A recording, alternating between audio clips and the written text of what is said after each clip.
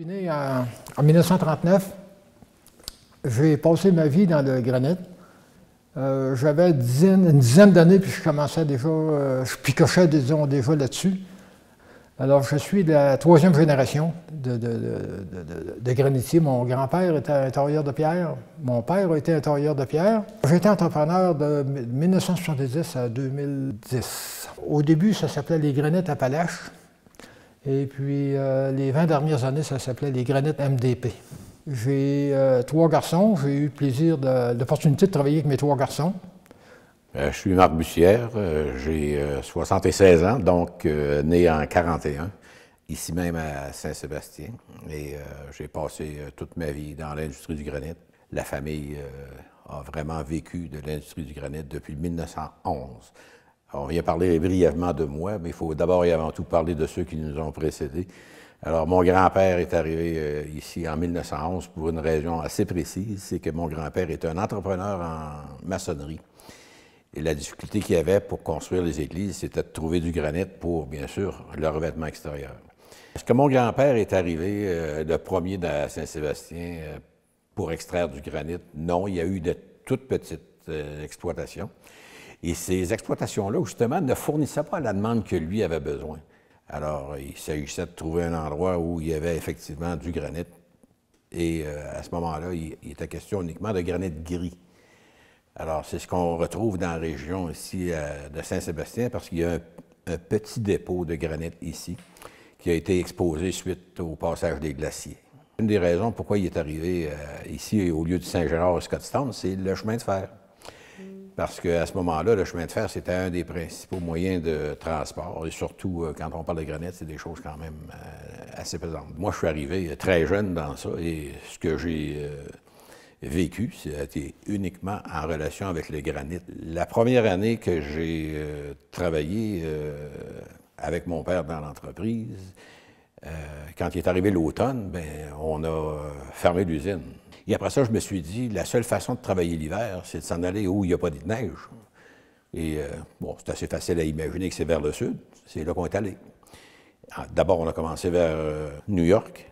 Et après ça, on est allé aussi loin que Washington. Et finalement, on a desservi un peu partout dans l'Amérique du Nord les besoins de ceux qui voulaient avoir du granit de couleur, mais qui provenaient de nos carrières. Parce que je reviens aux carrières que je vous ai dit qu'on a ouvertes un peu partout en province.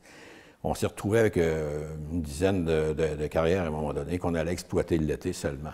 Et qu'on avait des équipes qui se promenaient d'une carrière à l'autre pour bâtir des inventaires de blocs. On transportait les blocs à Saint-Sébastien.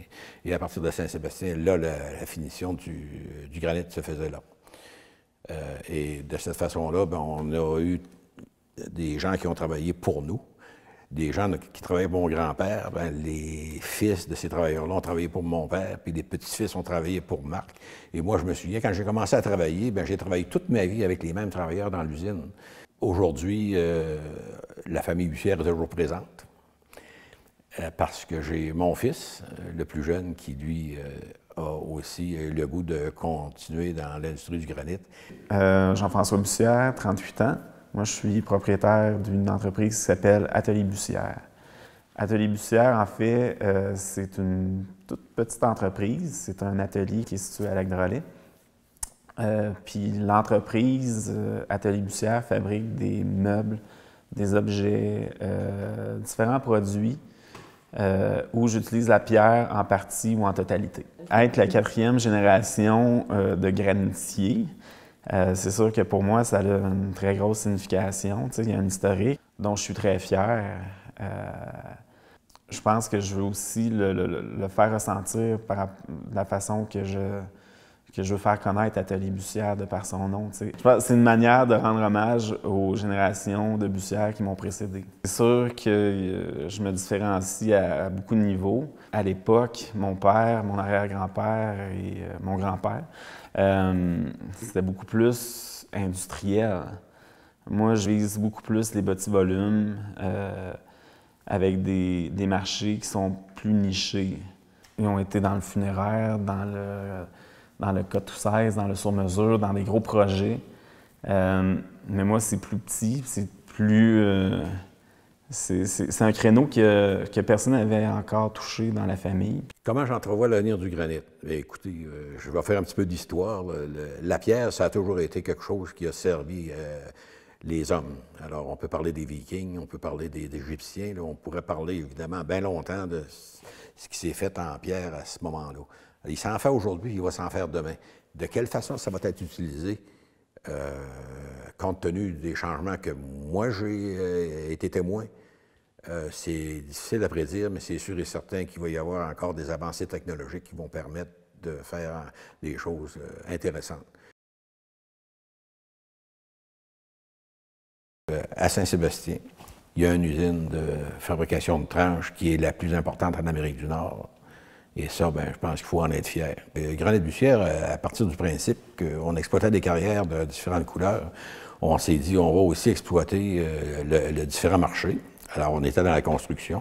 On a fait le funéraire aussi. Le funéraire, d'abord et avant tout, là, dans les premières années, on coupait des tranches. Les tranches, on les vendait à ceux qui fabriquaient les monuments funéraires. Avec les tranches, on découpait la dimension voulue, avec la forme voulue. Puis nous autres, à partir d'une fois que le monument funéraire avait sa forme puis sa finition, ben là, on faisait aussi le dessin puis le lettrage. Début des années 80, on a commencé à s'intéresser à des équipements européens. Parce qu'à ce moment-là, on n'avait plus l'avantage qu'on avait d'être en Amérique du Nord, c'est-à-dire avoir un marché quasi fermé.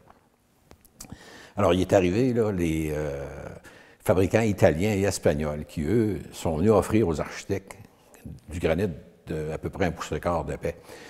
Alors, pour nous autres, ça devenait un maudit problème à compétitionner pour la bonne raison qu'on n'avait pas ce qu'il fallait pour le faire à bon compte.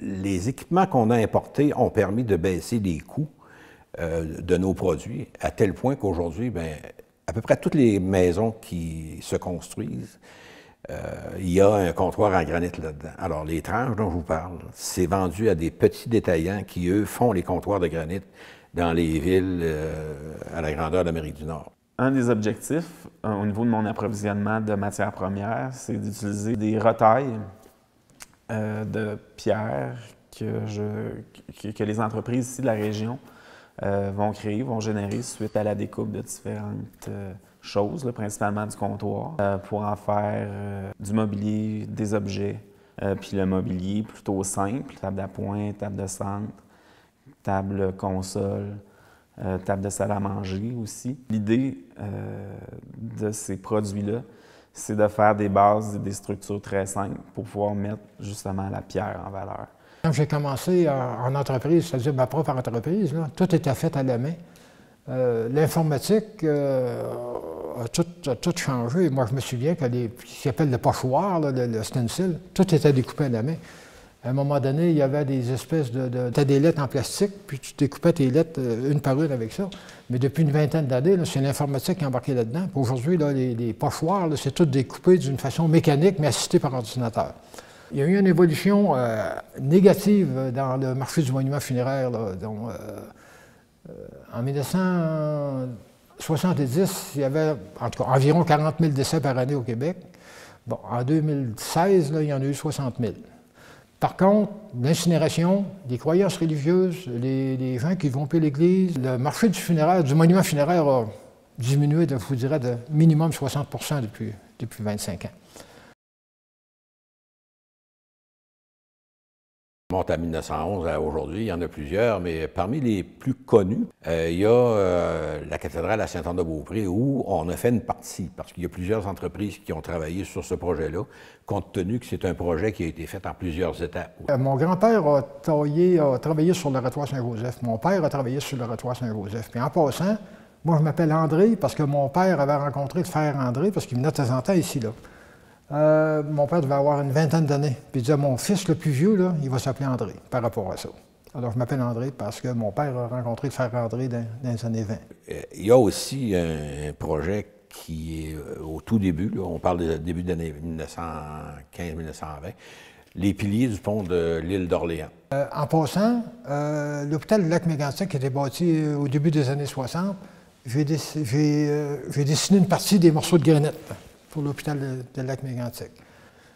Et puis, j'ai fait aussi le monument, la pierre tombale de M. Réal Cahouette. Ça, c'est l'ancien chef du Parti créditiste Comme j'ai fait les bases, la base du monument d'un ancien premier ministre du Canada, M. Diefenbaker, la base aussi d'un ancien premier ministre, Lester B. Pearson, à Ottawa.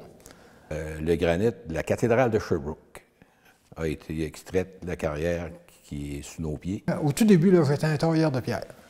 J'ai même taillé de la pierre à bosse pour la cathédrale de Sherbrooke, chez Granit Bussière. L'édifice que tout le monde connaît à Montréal, qui est le Sun Life Building, ça c'est tout fait en granit.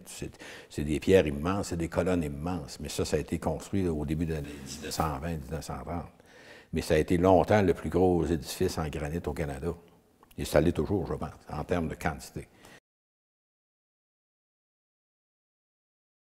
L'implication de la famille Bussière dans la Maison du Granit, oui, ça remonte à tout début. D'abord, il faut comprendre que le site même, c'était une carrière qui a été exploitée par l'entreprise et on a consenti, nous autres, à laisser aller nos droits d'exploitation de carrière pour que la Maison du Granit y soit installée. Et c'est un site qui est vraiment très, très intéressant. Et j'ai vu des choses en arrivant que je suis vraiment fier de voir. Donc, la relève s'est bien occupée de la continuité. Alors, ça, j'en suis bien fier. Et la plupart des choses qu'on avait à ce moment-là ont été soit données, soit prêtées ou reproduites pour la Maison du Granit. Alors, ceux qui viennent à la Maison du Granit vont bien sûr voir une bonne partie de ce que j'ai raconté.